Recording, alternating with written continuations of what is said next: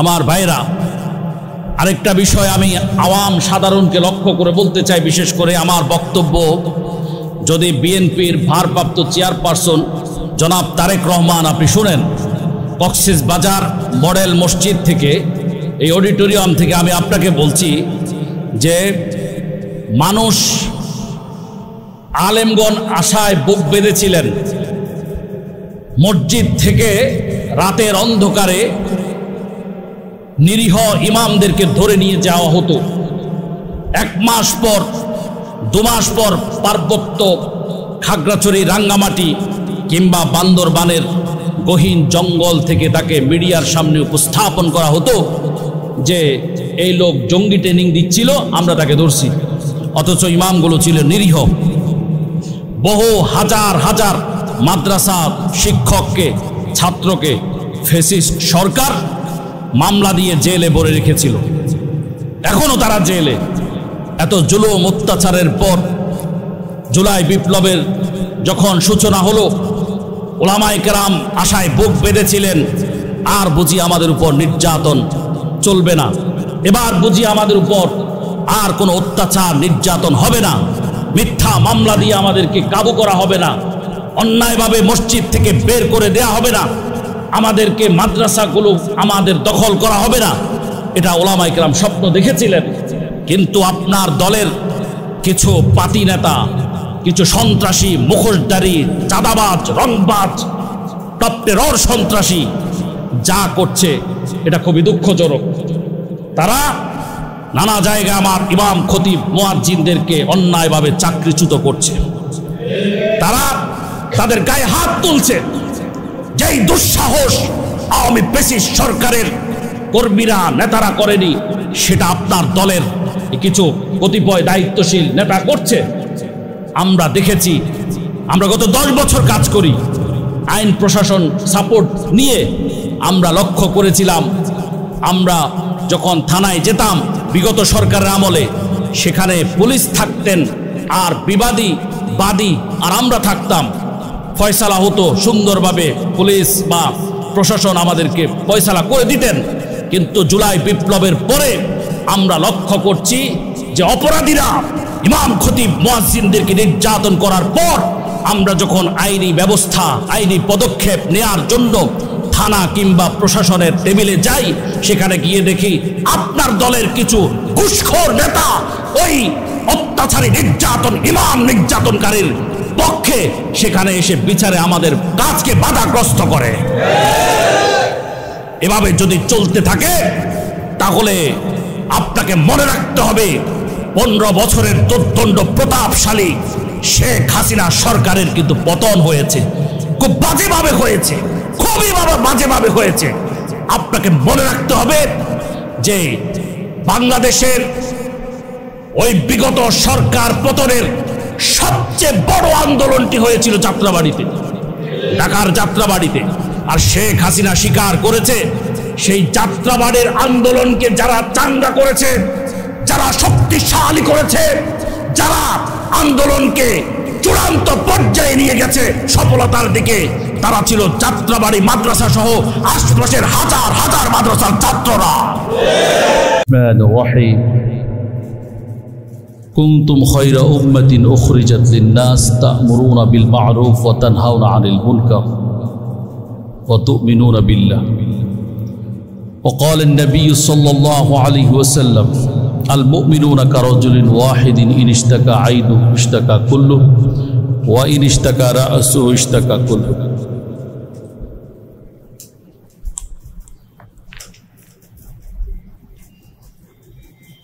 খতিবদের, ইমাম, মুয়াজ্জিন, মাদ্রাসা শিক্ষক, সর্বস্তর ওলামায়ে কেরামের সামাজিক নিরাপত্তা, মর্যাদা ও অধিকার প্রতিষ্ঠার সংগঠন, জাতীয় স্বেচ্ছাসেবী সংগঠন শানে সাহাবা জাতীয় খতিব ফাউন্ডেশনের কক্সবাজার জেলা কর্তৃক আয়োজিত আজকের জেলা কনফারেন্স এবং সিরাত সেমিনারে উপস্থিত মোহতারাম সভাপতি, শানে সাহাবার নিবেদিত প্রাণ নেতা এবং কর্মী শেখ মাওলানা হারুন কুতুবী হাফিজাকাল্লাহ উপস্থিত আছেন। উপস্থিত সংগ্রামী মহাসচিব মুফতি শরীফুল্লাহ তারিকি হাফিজাহুল্লাহ, উপস্থিত হযরত উলামায়ে কেরাম, সম্মানিত খোতাবায়ে কেরাম, আইম্মায়ে মাসাজিদ, সকলকে আমি শ্রদ্ধা ভালোবাসা জানাচ্ছি। আজকে আমাদের সামনে কিছু বিষয়ের হিসাব নিকাশ করা খুবই জরুরি হয়ে পড়েছে বলে আমি মনে করি। হিসাব নিকাশগুলো কি? আমি জানি আমার বক্তব্যে কখনো কখনো কারো আঘাত লাগে, এটা লাগবে। সার্জারি করলে, অপারেশন করলে কিন্তু রোগী একটু ব্যথা পায়, সাময়িক কষ্ট পায়, কিন্তু পরবর্তীতে এটা তার জন্য খুবই কল্যাণকর হয়। দেখুন, বাংলাদেশকে সংস্কার করার জন্য কিন্তু নানা সময় নানা সরকার উদ্যোগ নিয়েছিলেন। বিভিন্ন সরকারি সেক্টরকে সংস্কার করা হয়েছে, কিন্তু আমি মনে করি আমাদের ওলামায়ে কেরামের যে সেক্টর, এই সেক্টরকে কখনোই কেউ সংস্কার করেনি, বরং সংস্কার করার উপযুক্ত সময় চলে এসেছে। এখানে যেহেতু আমরা সকলে আলেম, আমি জানি আমার মতো আপনারাও একমত হবেন যে 53 বছরের বাংলাদেশের মানচিত্রের ইতিহাসে আপনারা দেখেছেন রাজনৈতিক ময়দানে মোটামুটি দুটি পরিবার আমাদেরকে নানা সময়ে শাসন করেছে কিংবা শোষণ করেছে।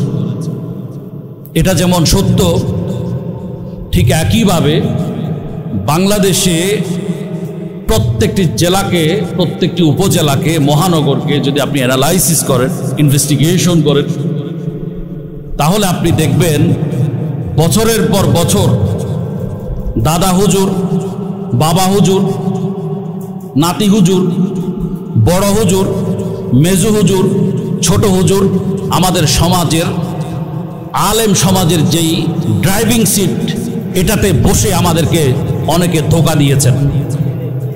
ঠিক আরে আসতে বলেন, যদি ঠিক কিনা জোরে বলেন। আপনার না বললে আমাদেরকে সবসময় মার খেতে হবে, অপমানিত লাঞ্ছিত হতে হবে, জুলুম শোষণ নির্যাতন ভোগ করতে হবে।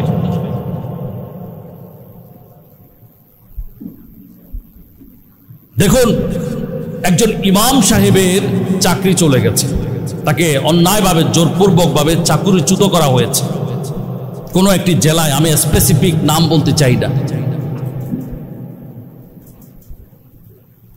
তিনি খুব আশা নিয়ে, বড় আশা নিয়ে জেলার সবচেয়ে শীর্ষ জনপ্রিয় খ্যাতিমান আলেমের কাছে গিয়েছেন, বর্ষিয়ান মুরব্বী আলেম, যার একটি ফোন কলে চাকরিতে তিনি আবার পুনর্বহাল হতে পারতেন। ওই কনফিডেন্স নিয়ে, ওই আত্মবিশ্বাস নিয়ে এই ইমাম সাহেব বেচারা তার কাছে গেছেন। এই হুজুর, এই মুরব্বী আলেম, এই প্রভাবশালী, এই জনপ্রিয় খ্যাতিমান আলেম, যার কথা জেলার সবাই শুনে প্রায়, তিনি কোনো উপযুক্ত পদক্ষেপ না নিয়ে তিনি করলেন কি, তাকে সবরের সবক দিলেন। ধৈর্য ধরো বাবা, কি করো, ধৈর্য ধরো। আচ্ছা, এতটুকু পর্যন্ত হলে মানা যেত, ধৈর্যের ইন্নাল্লাহা মা'আস সাবিরিন, এতটুকু হলে মানা যেত। কিন্তু আশ্চর্যজনকভাবে এই আলেম কি করেছেন, এই খ্যাতিমান জনপ্রিয় বর্ষিয়ান আলেম কি করেছেন, তিনি এত বাজে একটা কাজ করেছেন, তিনি ওই মসজিদটাতে কোনো ধরনের পদক্ষেপ তদন্ত না নিয়ে না করে তিনি সেখানে কমিটির সাথে আতাত করে বরং ওই ইমামকে আরো আন্ডার এস্টিমেট করে কমিটির কাছে তিনি সেখানে তার একজন খলিফা নিয়োগ করে দিয়েছেন। এই ঘটনা কি শুধু একটা জেলা? আমি আপনার কাছে প্রশ্ন রাখতে চাই, শুধু কি এক জেলার? বলুন, বাংলাদেশের প্রত্যেকটি জেলায় এই সংস্কৃতি আছে না নাই? তাহলে আমরা কাদের পেছনে ঘুরি? কেন ঘুরি? মানগাসারা পালাইসা মিন্না কেন বলি এগুলো?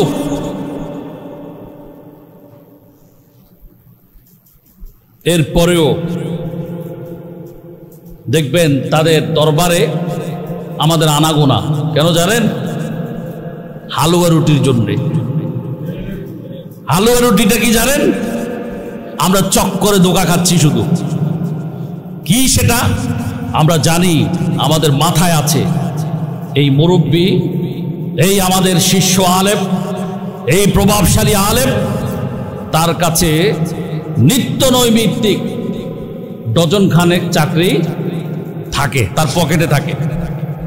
কিভাবে তিনি করেন? কি তিনি জেলার যতগুলো মসজিদ খালি হয় জোরপূর্বক অন্যায়ভাবে ইমাম, খতিব, মুয়াজ্জিন, মাদ্রাসার শিক্ষকদেরকে বের করে দেওয়া হয়, তিনি সেগুলোতে উপযুক্ত ব্যবস্থা না নিয়ে তিনি কমিটি যখন তার কাছে এসে বলে, এটা কি বাঁকা হয়ে আছে কিনা দেখেন তো,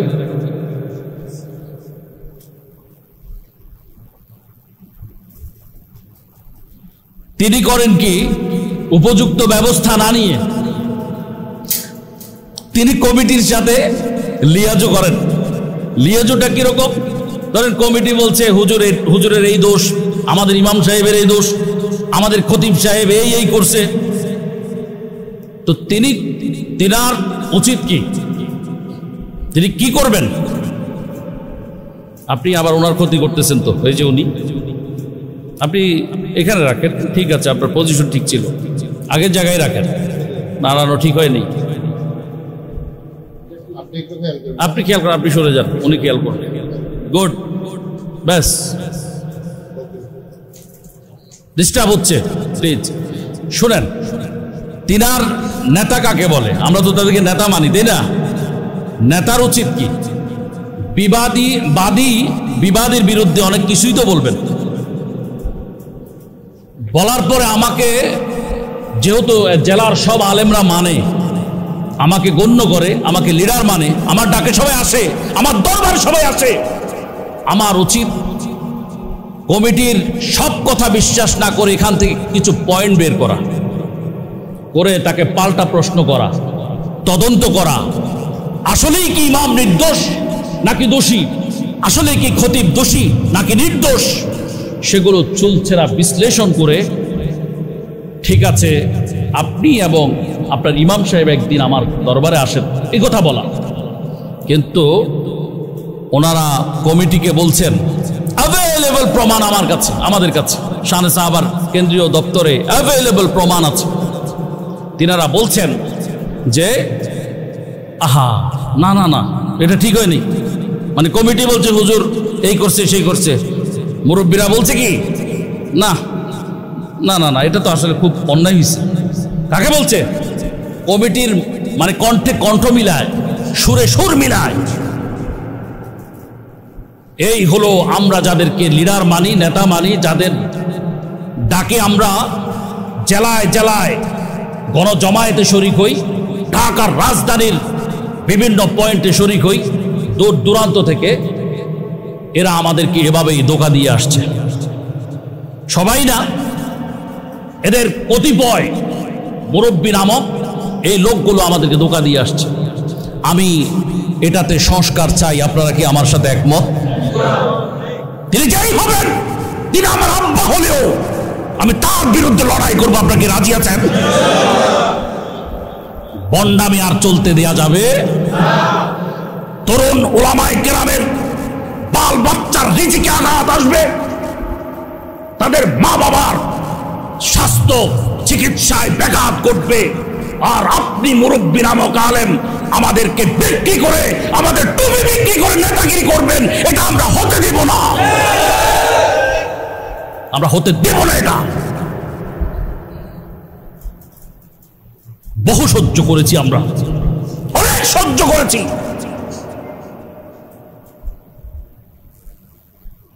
ঢাকা শহরে মসজিদগুলোতে টুলেট লাগানো হয়, কক্সেস বাজারে মসজিদগুলোতে টুলেট লাগানো হয়, ইমাম খতিব নিয়োগ হবে।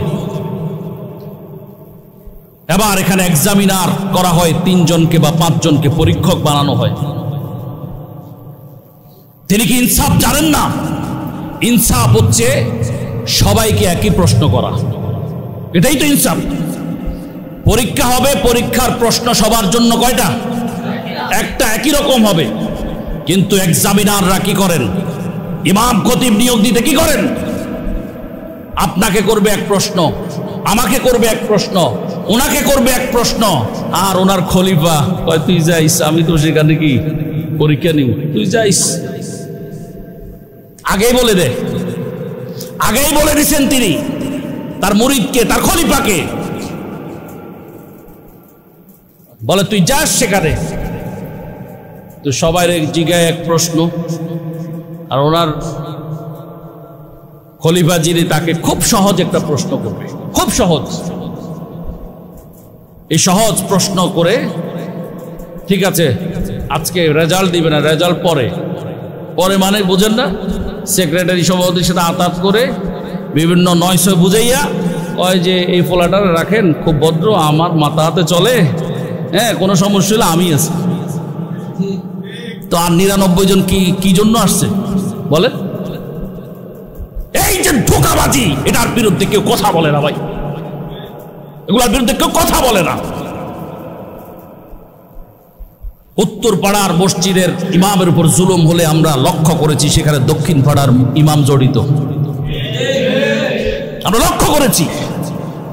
দক্ষিণ পাড়ার ইমামকে বের করে দিলে আমরা যখন তদন্ত টিম পাঠাই, সেখানে উত্তর পাড়ার ইমাম কমিটি যা না বলেছে তার চেয়ে আরো 10টা বাড়াই বলে। এই হলো আমাদের চরিত্র। যতদিন আমরা নিজেরা শুদ্ধ হব না, ততদিন পর্যন্ত আমরা আমাদের ইজ্জত, আমাদের সম্মান, আমাদের অধিকার সমাজে এস্টাবলিশ, প্রতিষ্ঠিত করতে পারবো না।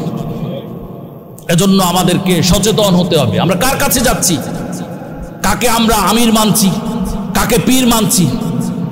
যারা লম্বা লম্বা ভাষণ দিয়ে রাজনৈতিক মঞ্চে আমার যুবক তরুণ আলেমদেরকে মামলায় ঢুকিয়ে দিয়েছেন, এই লোকগুলো কেন্দ্রীয় কার্যালয়ে গেলে আমির সাহেবের শিডিউল পাইতে তাকে দিনের পর দিন ঘুরতে হয়।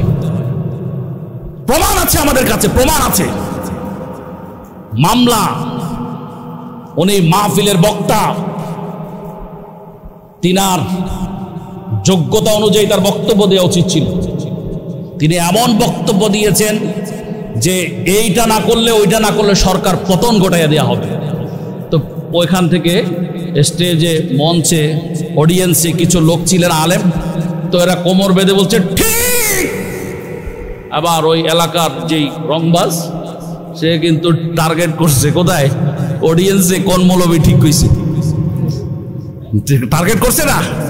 মাহফিল শেষ, যে যার যেমন চলে গেছে, ব্যাস। মৌলবী তো পাশের মসজিদের ইমাম। এই ঠিক বলার কেনা যে তিনি 1 মাস পরে এই ইমামকে আউট করে দিয়ে উদ্ধার করেছে, প্রমাণ আছে। তখন সেই মানুষটা যখন বিপদে পড়ে, এই বক্তাগুলো কোনো ভূমিকা আর থাকে না। এই বক্তাদের মাহফিলে সাপোর্ট দিতে গিয়ে বহু আয়োজক, তরুণ আলেমরা জেল খেটেছেন। এই বক্তাদেরকে পাশে পাওয়া যায়নি। তাহলে আমাদের সকলকে সিদ্ধান্ত নিতে হবে, আমরা আবেগে চলবো না, আমরা হুজুগের কোনো আচরণ করব না। আমাদেরকে বিবেক খাটিয়ে, বুদ্ধি খাটিয়ে কাজ করতে হবে। কাকে আমির মানছি, কার পেছনে ঘুরছি, কার কার সুরে সুর মিলাচ্ছি, তিনি আমার বিপদে কতটুকু আছেন, এটা আমাদেরকে জাস্টিফাই করতে হবে, ক্যালকুলেশন করতে হবে। আমাদেরকে এসব হিসাব নিকাশ করার সময় চলে এসেছে। 53 বছর পর্যন্ত আমরা দেখছি এগুলোই হচ্ছে। আপনার দাদা হুজুর মারা গেলে বাবা হুজুর, হ্যাঁ, এবার যোগ্যতা থাকুক আর না থাকুক, আর দাদা হুজুর মারা গেলে দাদা হুজুর বাবা হুজুর দুইজন শেষ। এবার নাতি হুজুরের এদিকে কি কয়, ফতি হুজুর। সব হুজুর পোলাও কোরমা খায়, আর আমার আপনার হাতে কি, আমার আপনার হাতে হারিকেন বা বাঁশ, কি বলেন আপনারা, আমাদের হাতে হারিকেন বা বাঁশ ধরে। আল্লাহ আমাদেরকে হেফাজত করেন, হেদায়েত করেন, সকলে আমিন বলেন। আমার ভাইরা, আরেকটা বিষয় আমি আওয়াম সাধারণকে লক্ষ্য করে বলতে চাই, বিশেষ করে আমার বক্তব্য যদি বিএনপির ভারপ্রাপ্ত চেয়ারপারসন জনাব তারেক রহমান আপনি শুনেন, কক্সবাজার মডেল মসজিদ থেকে, এই অডিটোরিয়াম থেকে আমি আপনাকে বলছি যে মানুষ আলেমগণ আশায় বুক বেঁধেছিলেন, মসজিদ থেকে রাতের অন্ধকারে নিরীহ ইমামদেরকে ধরে নিয়ে যাওয়া হতো। 1 মাস পর 2 মাস পর পার্বত্য খাগড়াছড়ি, রাঙ্গামাটি কিংবা বান্দরবানের গহীন জঙ্গল থেকে তাকে মিডিয়ার সামনে উপস্থাপন করা হতো যে এই লোক জঙ্গি ট্রেনিং দিচ্ছিল, আমরা তাকে ধরছি। অথচ ইমামগুলো ছিল নিরীহ। বহু হাজার হাজার মাদ্রাসা শিক্ষককে, ছাত্রকে ফ্যাসিস্ট সরকার মামলা দিয়ে জেলে ভরে রেখেছিল, এখনো তারা জেলে।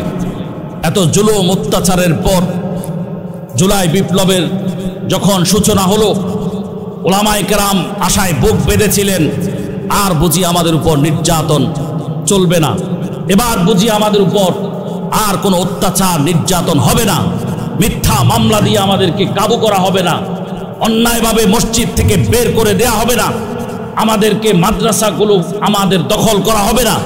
এটা উলামায়ে কেরাম স্বপ্ন দেখেছিলেন। কিন্তু আপনার দলের কিছু পাতি নেতা, কিছু সন্ত্রাসী, মুখোশধারী, চাঁদাবাজ, রংবাজ, টপটেরর সন্ত্রাসী যা করছে এটা খুবই দুঃখজনক। তারা নানা জায়গায় আমার ইমাম, খতিব, মুয়াজ্জিনদেরকে অন্যায়ভাবে চাকরিচ্যুত করছে। তারা তাদের গায়ে হাত তুলছে। যেই দুঃসাহস আওয়ামী ফ্যাসিস্ট সরকারের কর্মীরা, নেতারা করেনি, সেটা আপনার দলের কিছু কতিপয় দায়িত্বশীল নেতা করছে। আমরা দেখেছি, আমরা গত 10 বছর কাজ করি, আইন প্রশাসন সাপোর্ট নিয়ে আমরা লক্ষ্য করেছিলাম, আমরা যখন থানায় যেতাম বিগত সরকারের আমলে, সেখানে পুলিশ থাকতেন আর বাদী আর আমরা থাকতাম, ফয়সালা হতো সুন্দরভাবে, পুলিশ বা প্রশাসন আমাদেরকে ফয়সালা করে দিতেন। কিন্তু জুলাই বিপ্লবের পরে আমরা লক্ষ্য করছি যে অপরাধীরা ইমাম, খতিব, মুয়াজ্জিনদেরকে নির্যাতন করার পর আমরা যখন আইনি ব্যবস্থা, আইনি পদক্ষেপ নেয়ার জন্য থানা কিংবা প্রশাসনের টেবিলে যাই, সেখানে গিয়ে দেখি আপনার দলের কিছু ঘুষখোর নেতা ওই অত্যাচারী, ইমাম নির্যাতনকারীর পক্ষে সেখানে এসে বিচারে আমাদের কাজকে বাধাগ্রস্ত করে। এভাবে যদি চলতে থাকে তাহলে আপনাকে মনে রাখতে হবে 15 বছরের দুর্দণ্ড প্রতাপশালী শেখ হাসিনা সরকারের কিন্তু পতন হয়েছে, খুব বাজেভাবে হয়েছে, খুবই বাজেভাবে হয়েছে। আপনাকে মনে রাখতে হবে যে বাংলাদেশের ওই বিগত সরকার পতনের সবচেয়ে বড় আন্দোলনটি হয়েছিল যাত্রাবাড়িতে, ঢাকার যাত্রাবাড়িতে। আর শেখ হাসিনা স্বীকার করেছে সেই যাত্রাবাড়ির আন্দোলনকে যারা চাঙ্গা করেছে, যারা শক্তিশালী করেছে, যারা আন্দোলনকে চূড়ান্ত পর্যায়ে নিয়ে গেছে সফলতার দিকে, তারা ছিল যাত্রাবাড়ি মাদ্রাসা সহ আশপাশের হাজার হাজার মাদ্রাসার ছাত্ররা। সেই ছাত্ররা যদি যাত্রাবাড়ি ব্লকেট না করতেন তাহলে কিন্তু সরকার পতনের স্বপ্ন কেউ দেখতে পেতেন না। সেই যাত্রাবাড়িতে মাদ্রাসার ছাত্ররা রক্ত জড়িয়েছে। আপনারা দেখেছেন উজানির একজন উজানি পরিবারের একটা ছেলে আলেম, তাকে কিভাবে গুলি করে পশু পাখির মতো ব্রাশ ফায়ার করে, একটা নয়, দুটা নয়, তিনটা নয়, অজস্র বার তাকে, অসংখ্য বার তাকে কি করা হয়েছে, গুলি করা হয়েছে। সে গুলিতে একটু গিয়ে পড়ে যায়, আবার গুলি করে, আবার একটু গিয়ে পড়ে যায় যাত্রাবাড়িতে ফ্লাইওভারের পাশে, আবার পড়ে যায়, আবার গুলি করে, আবার পড়ে যায়, আবার গুলি করে, আবার পড়ে যায়। শেষ পর্যন্ত আর সে সামনে যাইতে পারে নাই, সেখানেই সেই শহীদ হয়ে গেছে। তা আমি বিএনপি সহ আরো যারা রাজনৈতিক দলের নেতারা আছেন, নীতি নির্ধারকরা আছেন, আপনাদের কাছে বলতে চাই বিনয়ের সাথে, আপনারা তৃণমূল পর্যায়ে আপনাদের এই সমস্ত মাস্তানদেরকে, এই সমস্ত দলীয় সন্ত্রাসীদেরকে আপনারা প্রতিহত করেন। জনাব তারেক রহমান, আপনি বলেছেন আপনি 7,000 নেতাকর্মীকে দল থেকে বহিষ্কার করেছেন অন্যায়ের জন্যে, কিন্তু আমরা দেখেছি সেখানে ইমাম নির্যাতনকারীরা সেই তালিকায় নেই। ইমাম নির্যাতনকারীদেরকেও সেই তালিকায় অন্তর্ভুক্ত করতে হবে, এটা আমাদের দাবি। শান সাহাবা জাতীয় খতিব ফাউন্ডেশন একটি অরাজনৈতিক সামাজিক স্বেচ্ছাসেবী সংগঠন। আমরা সর্বদলীয় মাসলাকের দলমতের আলেমদের কি করি, প্রতিনিধিত্ব করি। আমাদের কোনো রাজনৈতিক পরিচয় নাই। কেউ যদি প্রমাণ করতে পারে আমাদের রাজনৈতিক পরিচয় আছে, আমরা তাকে চ্যালেঞ্জ করলাম। এই 10 বছর আমাদের সংগঠনের বয়স, এই 10 বছরে একটাও রাজনৈতিক কোনো পলিটিক্যাল কানেক্টিভিটি আমাদেরকে কেউ প্রমাণ করতে পারবে না ইনশাআল্লাহ। আমরা সবসময় হকের কথা বলি, ইমামদেরকে মসজিদে ন্যায় নীতির কথা বলতে উৎসাহ করি। সুতরাং কেউ যেন আমাদেরকে কোনো রাজনৈতিক ট্যাগ না লাগায়। আপনাদের কাছে আমার অনুরোধ, আপনারা ঐক্যবদ্ধ থাকবেন, মাসলাক দেখবেন না, টুপির কালার দেখবেন না। ইমাম খতিব আলেম নির্যাতিত হলেই তার পাশে দাঁড়িয়ে যাবেন। একটা ইমাম নির্যাতনের ঘটনায় কক্সেস বাজারে ঘটেছে। নির্যাতন বলতে কি, নির্যাতনের অনেক রং আছে। একটা রং হলো যে অন্যায়ভাবে বের করে দেয়া, সভাপতিকে সালাম দেয়নি এজন্য তিনি বের করে দিচ্ছেন, সেক্রেটারির প্রতিপক্ষের বাড়িতে ইমাম সাহেব দাওয়াত কেন খেয়েছেন এজন্য বের করে দিচ্ছেন, নানা কারণে বের করে দেন। এখানে একটা হচ্ছে উকিয়াতে রত্নাপালং ইউনিয়নের কোটবাজার এলাকায় মাতবরপাড়া জামে মসজিদের খতিব মাওলানা রফিকুল্লাহ সাহেবকে বের করে দেওয়া হয়েছে অন্যায়ভাবে। সব মুসল্লিরা তাকে চায় খতিব হিসেবে, কিন্তু সভাপতি সাহেব তাকে এককভাবে জোর খাটিয়ে বের করে দিয়েছেন। আমি জানতে চাই সেই সভাপতির খুঁটির জোর কোথায়, কারা তাকে শক্তি যোগায়, আমি এটা জানতে চাই। আমি ইউনো মহোদয়কে বলছি যে আপনি জনগণের সেবা করবার জন্য এসেছেন, আপনি একটা উপজেলার প্রধান আইন কর্মকর্তা। আপনার কাছে আমার এই ইমাম খতিব সাহেব মাওলানা রফিকুল্লাহ সাহেব মাতবরপাড়া জামে মসজিদ কোটবাজার রত্নাপালং ইউনিয়নের অন্তর্গত এই আলেম, তিনি আপনার কাছে অভিযোগ দিয়েছেন। আপনি কেন 9-6 করছেন? আপনাকে মনে রাখতে হবে ফ্যাসিস্ট সরকারের আমলে এক ইউএনওর নাম ছিল অনুপম, অনুপম নাম ছিল তার। কুমিল্লার লালমাই উপজেলার ইউএনও ছিলেন তিনি, তানবীর হোসেন অনুপম। তার ডাকনাম ছিল অনুপম, তার পুরা নাম ছিল তানবীর হোসাইন অনুপম। সেই ব্যক্তি মনে করেছিল আমি পুরাই উপজেলার সব মা বাপ, সে নিজেকে জবাবদিহিতার ঊর্ধ্বে মনে করেছিলেন। একজন খতিব সাহেবকে অপদস্থ করেছিলেন তিনি।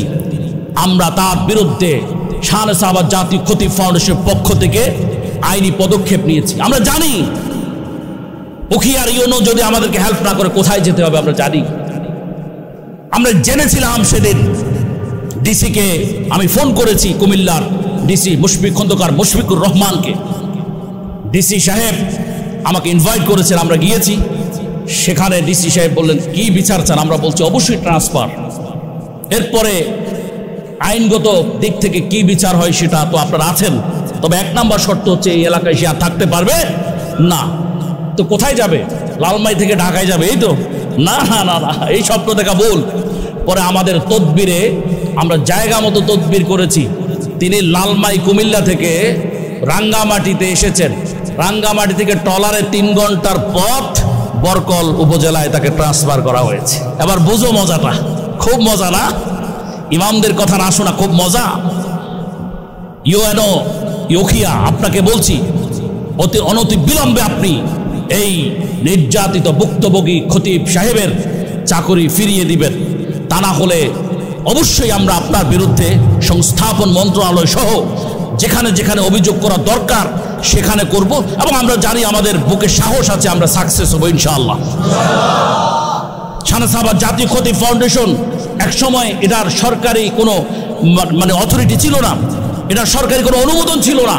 বর্তমানে সরকারের আরজেএসসি থেকে আমাদের সংগঠন, আমাদের সংস্থা শাহনেসাবাদ জাতীয় খতিব ফাউন্ডেশন নিবন্ধন পেয়েছে, আলহামদুলিল্লাহ বলেন। এখন আমাদের আইনি পদক্ষেপগুলো আরো শক্তিশালী, আরো সোচ্চার হবে ইনশাআল্লাহ।